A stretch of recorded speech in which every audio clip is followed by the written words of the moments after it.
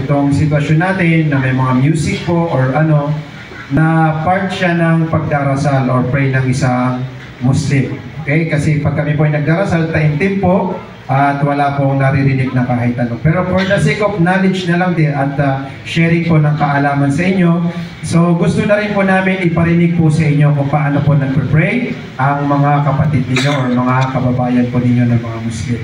Okay? So ito pong maririnig po ninyo, ito po ay palagi pong binabanggit ng mga Muslim kapag sila po ay nagdarasal. Ito po ay nakasulat sa Quran, which is yung po yung libro ng mga Muslim na pinagkukuhanan po nila ng pananampalataya. So ang sinabi po ni Allah sa banal na Quran, A'udhu billahi minasyaitanir rajim, Bismillahirrahmanirrahim.